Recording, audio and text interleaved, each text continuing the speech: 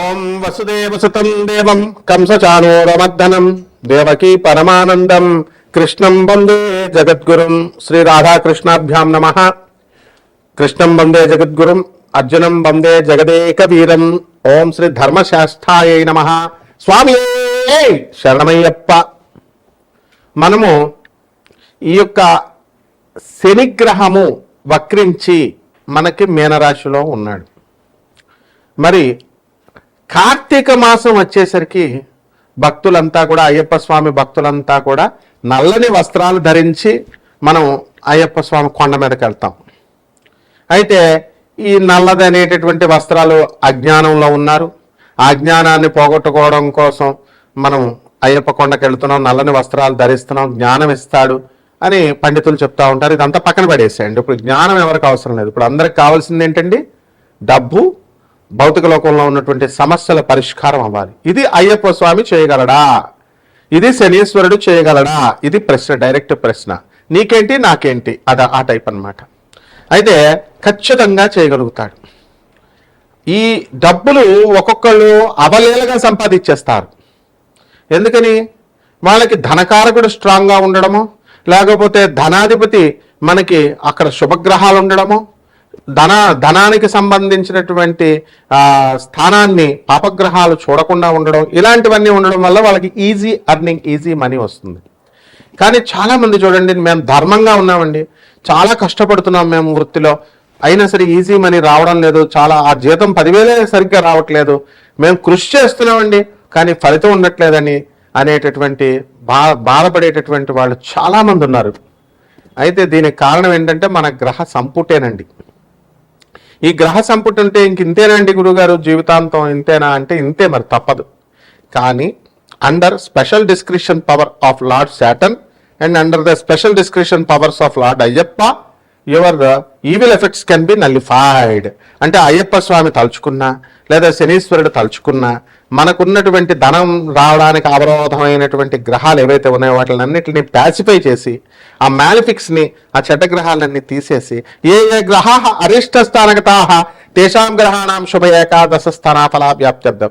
ఏ గ్రహాలు అయితే చెడ్డ స్థానాల్లో ఉన్నాయో ఆ గ్రహాలన్నింటినీ కూడా శుభస్థానాల్లోకి మనం రప్పించగలుగుతాము అని చెప్పేసి ఈ శాస్త్ర వచనం అన్నమాట. కాబట్టి ఆ రకంగా అయ్యప్ప స్వామి 41 రోజులు మనం ఎవరైతే దీక్షగా చేస్తామో, మండల దీక్షతో అయ్యప్ప స్వామి వారి యొక్క ఆరాధన, ఖచ్చితంగా వాళ్ళ యొక్క సమస్యలన్నీ కూడా తీరుపుతాయండి.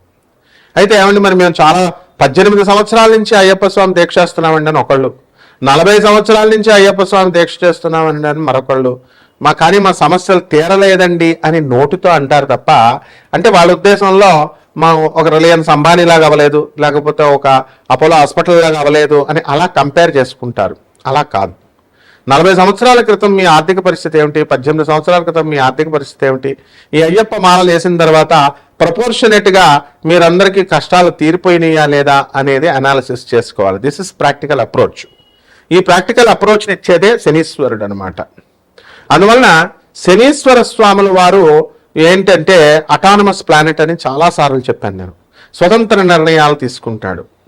ఆయన ఒకానొక సందర్భంలో ఆయన అహంకరించినప్పుడు, శ్రీ బ్రహ్మ విష్ణు మహేశ్వరుని ఎదిరించినప్పుడు శ్రీమన్నారాయణమూర్తి శ్రీకృష్ణ పరమాత్మల వారు ఆయన అహంకారాన్ని భగ్నం చేస్తాడు. విష్ణుమూర్తి ఆయన కాలు ఎరగొట్టేస్తాడు. ఆ తర్వాత ఆయన పశ్చాత్తాపంతో శనీశ్వరుడు మరి తపస్సు చేసుకొని నవగ్రహాలలోకెల్లా గొప్ప స్థానాన్ని సంపాదించాడు. తన తండ్రి అయినటువంటి సూర్యుడి కంటే కూడా ఉచ్చ స్థితిలో ఉండే విధంగా, గ్రహం ఎత్తులో ఉండే విధంగా ఆయన తన వ్యక్తిత్వ నిర్మాణాన్ని చేసుకున్నాడు. ఆ విధంగా మనందరం కూడా ఇది ఎప్పుడు సాధ్యమవుతుందండి అంటే శని మీనరాశిలో ఉన్నప్పుడు మాత్రమే సాధ్యమవుతుంది. 12 సంవత్సరాలు కాదండి, ఇలా రావాలి అంటే 30 సంవత్సరాలు పడుతుంది ఒక చక్రం రావడానికి. మళ్ళీ 30 సంవత్సరాల దాకా రాదు, 60 సంవత్సరాల వయసు వస్తుంది, ముసలోడైపోతాం. కాబట్టి మళ్ళీ ఇంకొక 30 సంవత్సరాలకు వస్తుంది, 90 సంవత్సరాలు వస్తుంది, పైకి టపా కట్టేస్తాం. అందువల్లనే ఏలినాటి శని, అర్ధాష్టమ శని, అష్టమ శని డేంజర్ అంటాం. మొదటిసారి వచ్చేటటువంటి ఏలినాటి శని ప్రభావం వలన మనకి ఏమవుతుందండి, చక్కగా పొంగులాంటి శని అన్నారు, పైకి వచ్చేస్తాం మనం. ఏమండి, తర్వాత మంగు శని, తంగు శని, పొంగు శని అని అంటాం. మొదటిసారి మన చిన్నతనంలో వచ్చేస్తుంది. దాన్ని ఏంటంటే మంగు శని అంటాం. మంగు శని అంటే ఏంటండి, పడుకుని ఉంటుంది, అంటే స్లోగా వస్తుంది.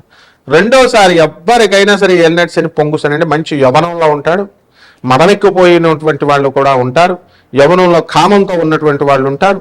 అటువంటి వాళ్ళందరికీ కూడా పెళ్ళిళ్ళు అవుతాయి, కోరికలు తీరుతాయి, బిల్డింగ్లు కడతారు, సంపాదన పెరుగుతుంది. అండ్ ఉచ్చనీచాలు తెలియకుండా, అంటే డబ్బు వచ్చినప్పుడు మనకి మదం ఎక్కుతుంది, మదం ఎక్కినప్పుడు మనకి పేదవాళ్ళు కనబడరు, వికలాంగులు కనబడరు, తర్వాత వీళ్ళు కనబడరు, ఎవరు సాధువులు కనబడరు. ఎంతసేపు 4 బిల్డింగ్లు కట్టాలా, 6 బిల్డింగ్లు కట్టాలా, ప్రేమ వ్యవహారాల్లో సఫలం అవ్వాలా, లవర్ అడిగితే బంగారాలు కొనాలా, లేకపోతే పిజ్జాలు బర్గర్లు రెస్టారెంట్స్కి తిప్పాలా, ఈ టైపులో ఉంటారు తప్ప ఆ పొంగు శని వచ్చినప్పుడు, శనీశ్వరుడు మనకి ఇచ్చినప్పుడు ధర్మంగా మనం ఉందాము, కలి యొక్క కబ్జాలకు వెళ్ళకూడదు.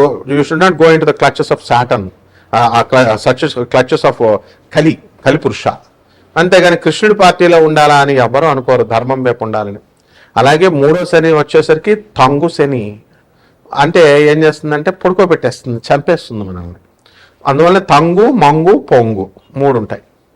అలాగే అర్ధాష్టమ అష్టమ శనుల్లో మనకి లైఫ్కి డిసిప్లిన్ నేర్పిస్తుంది, కష్టాలను ఇస్తుంది. ఆ కష్టాలను ఇచ్చినప్పుడు మళ్ళీ 2వసారి 3వసారి మనం ప్రయత్నించాలనేటటువంటి దాన్ని నేర్పిస్తుంది.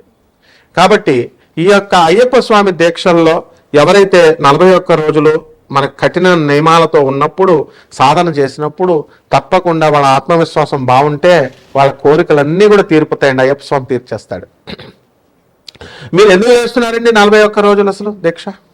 సప్తాహ దీక్షతో పరీక్షిత్ మహారాజు శాపం వచ్చింది ఆయనకి. 7 రోజుల్లో సర్పరాజు అయినటువంటి తక్షకుడే నిన్నొచ్చి కాటు వేస్తాడని ఒక ఋషి కుమారుడు శాపం పెట్టిన తర్వాత అతను 47 రోజుల్లో మోక్షం వస్తుందా, అసలు జీవిత పరమార్థం తీరుతుందా అని చెప్పి జనమేజయుడిని, శుకుణ్ణి, వ్యాస మహర్షిని అందరినీ పిలిచినప్పుడు శుకబ్రహ్మ వచ్చి భాగవత సప్తాహం చేసినప్పుడు సప్తాహ దీక్షతో అతనికి మోక్షం వచ్చింది. అప్పుడు కూడా పరీక్షిత్ మహారాజు ఏమడుగుతాడంటే 7 రోజులు చేయాల్సిందేనా అండి, లేదా ఒక్క రోజులో ఎప్పుడైనా 7 రోజుల్లో మనకి మోక్షం వచ్చినటువంటి ఉదంతాలు చరిత్రలో ఉన్నాయా అని అడిగితే, పిచ్చోడా ఒక్క క్షణంలో కూడా ఉందిరా భాగవతంలో, కృష్ణ అనేటువంటి నామాన్ని జపించితే 1 నిమిషంలోనే మరుక్షణంలో కూడా మోక్షం పొందినటువంటి ఉదంతాలు ఉన్నాయి అని చెప్పేసి శుకబ్రహ్మల వారు భాగవత ప్రామాణికంగా తీసుకొని చూపించారు. కాబట్టి ఎంత అథారిటేటివ్గా చూపించారు, ఎంత అథెంటిక్గా చూపించారు. కాబట్టి మనము అయ్యప్ప స్వామి ధర్మశాస్త్ర అంటే ధర్మాన్ని శాసిస్తాడు ఆయన. అందువలన ధర్మం వైపు నడుచుకున్నటువంటి వాళ్ళకి ఖచ్చితంగా ఆయన కోరికలు తీరుస్తాడు. శనీశ్వరుడు కూడా న్యాయ దేవత, ధర్మ దేవత. అందువలన వీళ్ళిద్దరికీ కూడా చాలా పోలికలు ఉంటాయన్నమాట. అందువలన మహిషము ఆయన ఏం చేశాడు, మనకి మహిషాసురుని చంపాడు. మహిషిని, ఆయన భార్య అయినటువంటి మహిషి అజ్ఞానాంధకారంలో ఉంటే ఏం చేస్తామండి మనం, ఎవరు చెప్పింది వినం. దొన్నపోత అవతారం అంటే ఏంటండి? దొన్నపోత అవతారం అంటే వాళ్ళు మూర్ఖత్వం వచ్చేస్తుంది.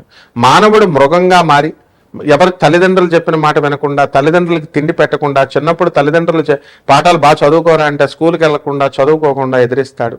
మధ్యలో ఉద్యోగం రాలేదని ఆ తర్వాత బాధపడతా ఉంటాడు. పెళ్ళం మాట వెండు, తాగొద్దురా చచ్చిపోతావంటే తాగుతాడు. ఆ తర్వాత స్నేహితులతో మంచిగా ఇచ్చేస్తాడు, ఎంజాయ్ చేస్తాడు. వార్ధక్యం కబలిస్తుంది, తర్వాత మనిషి చనిపోతాడు. పిల్లలకి పాపం ఆస్తులు సంపాదించలేదని వాళ్ళు తిట్టుకుంటారు. ఈ సంసార జంజాటం ఇలా జరుగుతూ ఉంటుంది కదా. ఇవన్నీ కూడా మూర్ఖత్వం. ఎందువలన చిన్నప్పుడు తల్లిదండ్రులు చెప్పినప్పుడు, చిన్నప్పుడు మేస్టారులు చెప్పినప్పుడు, గురువులు చెప్పినప్పుడు, పెద్ద అయిన తర్వాత ఆధ్యాత్మిక గురువులు అంటే ఒక ఆధ్యాత్మిక గురువులు అంటే మీకు దొరికే ప్రతి ఒక్కళ్ళు కాదు నాయన. జగద్గురువులైనటువంటి ఆదిశంకరులు, వివేకానందుడు, ప్రభాత్ రంజన్ సర్కార్, ఆనందమూర్తి గారు, అలాగే పరమహంస యోగానందుల వారు, ఇటువంటి రమణ మహర్షి, ఇటువంటి మహానుభావులు చెప్పినటువంటి గురువులు చెప్పినటువంటి ఐడియాలజీని మీరు ఫాలో కాకుండా మీ ఇష్టానుసారంగా చేసుకుంటే అప్పుడు ఏమవుతుందండి, కష్టాలు అనేటటువంటివి వస్తాయి. కాబట్టి ఈ రకంగా మనము ఈ మహిషము అంటే అదే అర్థం, మూర్ఖత్వము అని అర్థం. ఆ మనలో ఉన్నటువంటి ఆ మూర్ఖత్వాన్ని, దీన్నంతటినీ కూడా తొలగించేది శనీశ్వర ఆరాధన, అలాగే అయ్యప్ప స్వామి ఆరాధన. 41 రోజుల పాటు మీరు అయ్యప్ప స్వామి దీక్ష చేయండి. మాల ఏమండి వేసుకోవడం కుదరడం లేదండి అని అంటే ఇంట్లో చేయండి, అయ్యప్ప స్వామి పూజ రెగ్యులర్ పూజ చేసుకోవచ్చు. ఆ విధంగా అప్పుడు ఉన్నటువంటి గ్రహ స్థితులను బట్టి కూడా మనం కనుక చూసుకున్నట్లయితే మనకి ఈ శుక్రుడు తులారాశిలోకి వచ్చాడు, బుధుడు వక్రించి నవంబర్ నెలాఖరికి మరి తులారాశిలోకి వచ్చాడు, శుక్రబుధులు ఇద్దరు కలిశారు. రవి నవంబర్ 15 వరకు రవి తులలో ఉండి ఆ తర్వాత వృశ్చిక రాశిలోకి వెళ్ళిపోవడం జరుగుతుంది. కుజుడు వృశ్చిక రాశిలోనే ఉంటాడు. అలాగే కేతువు సింహరాశిలో ఉన్నాడు. రాహువు మరి కుంభరాశిలో ఉన్నాడు. శని వక్రించి మనకి మీనరాశిలో ఉన్నాడు. కేతువు సింహరాశిలో ఉన్నాడు. ఈ రాశుల యొక్క గ్రహస్థితులన్నీ ఈ రాశుల్లో ఉండడం ద్వారా మనకి ద్వాదశ రాశుల వారికి ఏ ఏ ఫలితాలు ఇస్తారో మనం ఒక్కొక్క రాశి వారిగా మనం తెలుసుకునే ప్రయత్నం చేద్దాం. తప్పకుండా వాటి పరిహారాలు కూడా ఇంకా బాగా జరగాలంటే ఏమేం పరిహారాలు చేయాలండి? అసలే కార్తీక మాసం అయ్యప్ప స్వామి దీక్ష చేసుకోవాలా, శనీశ్వరుడు దీక్ష చేసుకోవాలా, వీళ్ళ యొక్క పూజలు చేసుకోవాలి. ఇంట్లో ఏ గుళ్ళకి గోపురాలకు వెళ్ళాల్సినటువంటి అవసరం లేదు. ఏ నియమాలు పాటిస్తే మనకు జరుగుతుందో ఈ వీడియోలో ఒక్కొక్క రాశి వారికి విడివిడిగా చూద్దాం. వృశ్చిక రాశి. ఈ వృశ్చిక రాశి వారికి అందరికీ కూడా మనకి ఇప్పుడున్నటువంటి గ్రహస్థితి రీత్యా ఈ యొక్క శనిగ్రహ పూజలు కార్తీక మాసంలో, అలాగే ఈశ్వర ఆరాధన, అలాగే మన యొక్క ధర్మశాస్త్ర అంటే అయ్యప్ప స్వామి వారి యొక్క పూజలు మనం చేసుకోవడం ద్వారా ఈ వృశ్చిక రాశి వారి గ్రహస్థితి అసలు బాగుండలేదు, కానీ బాగుపడడానికి ఎక్కువ అవకాశాలు ఉన్నాయి. ఈ యొక్క గురుగ్రహము కర్కాటక రాశిలోకి ఉచ్చస్థితిలోకి వచ్చి భాగ్యస్థానంలోకి రావడం ద్వారా అదృష్టాన్ని మీకు తీసుకొస్తుంది. మీ పూర్వీకుల నుంచి రావాల్సినటువంటి ఆస్తుపాస్తులన్నీ కూడా మీకు రావడం జరుగుతాయి. అలాగే ఈ యొక్క చిట్టిపాటల వ్యాపారాలు ఇవన్నీ కూడా మీరు అందరికీ సెక్యూరిటీ పెట్టుకొని ఇవ్వాలి. అలాగే మీ బంధువులు మిత్రులు ఎవరైతే ఉన్నారో వాళ్ళు ఏమండి మేము శ్రీరామ్ చిట్ ఫండ్స్లో చేసాం, లేదా మార్గదర్శి చిట్ ఫండ్లో మేము చిట్టీలు వేసాం, వాళ్ళిద్దరు సూరిటీలను అడుగుతున్నారంటే పాట వేసుకుంది నువ్వు ఇచ్చేది వాళ్ళు, మధ్యలో మా సూరిటీలు ఏంటి అని చెప్పి అడిగి మీరు తప్పించుకోకపోతే కనుక వాళ్ళు కట్టకపోతే నిర్దాక్షిణ్యంగా ఆ చిట్టి పాటల దగ్గర మీరు ఇరుక్కుపోవాల్సినటువంటి అవసరం ఉంటుంది, మీరు కట్టుకోవాల్సినటువంటి అవసరం ఉంటుంది. ఆ విధంగా మీరంతా కూడా ఈ వృశ్చిక రాశి వారికి అసలే అర్ధాష్టమ రాహువు, పంచమ శనిగ్రహ ప్రభావాలు జాగ్రత్తగా చాలా ఎక్కువగా ఉన్నాయి. దానివల్ల అనేక రకాలుగా మానసికంగా చాలా ఇబ్బందులు పడ్డము, మానసికంగా ఆందోళన చెందడము జరుగుతాయి. అదేవిధంగా ఈ యొక్క అర్ధాష్టమ శనిగ్రహ పంచమ శనిగ్రహ ప్రభావం వలన పిల్లలు రీత్యా చాలా ఇబ్బందులు పడాల్సినటువంటి అవసరం ఉంది. పిల్లలు ఎవరైతే అన్లాఫుల్ యాక్షన్స్ చేస్తూ ఉంటారో యాంటీ సోషల్ ఎలిమెంట్స్గా తయారవడానికి అవకాశాలు ఉన్నాయి మీరు పెట్టేటటువంటి గారాబం వల్ల. కాబట్టి అట్లాంటి గారాలు పెట్టకుండా మీరు అనుకున్న పనులన్నీ కూడా అనుకున్నట్లు సాధించుకోవడానికి ఈ కార్తీక మాసంలోనే కాకుండా మిగతా సమయంలో కూడా శనీశ్వరుడికి పూజలు చేసుకోవడము, అదేవిధంగా ఈ ధర్మశాస్త్ర అయినటువంటి అయ్యప్ప స్వామి వారి యొక్క పూజలు మీ ఇళ్లలో చేసుకోవడము. దాని తర్వాత కుదిరినటువంటి వాళ్ళు మాలలు వేసుకున్నటువంటి వాళ్ళు ఎలాగో అయ్యప్ప స్వామి గుడికి శబరిమల వెళ్తారు. ఈ రకమైనటువంటి ఆరాధనలు మీరు చేయడం ద్వారా మీకు బ్రహ్మాండంగా మీకు అనుకున్న పనులన్నీ కూడా అనుకున్నట్లు సాధించగలుగుతారు. ఇక పరిహారాల దగ్గరికి వచ్చేసరికి ఈ యొక్క వృశ్చిక రాశి వారికి రవి కూడా బాగుండలేదు. మనకి వ్యయస్థితిగతుడై ప్రభుత్వం సంబంధించినటువంటి ఈ యొక్క వ్యవహారాలలో మీకు నష్టం కలగడానికి అవకాశాలు ఉన్నాయి. కాబట్టి రవి జపం చేసుకోండి, రవి స్తోత్రాలు చదవండి. రవికి కిలోంపావు గోధుమల్ని ఎరుపు రంగు వస్త్రాలనిచ్చి పేద బ్రాహ్మడికి ఆదివారం నాడు ఉదయం 3 గంటలకు ఇవ్వాలి. 3 గంటలకు ఎవరు రారు కాబట్టి 6 గంటలకి దానం చేసుకోవడం ద్వారా అద్భుతంగా మీకు కలిసి వస్తుంది. అంతేకాదు సూర్య నమస్కారాలు చేసుకోవాలా, రాహు జపం చేసుకోవాలా, అలాగే శని జపం చేసుకోవాలా.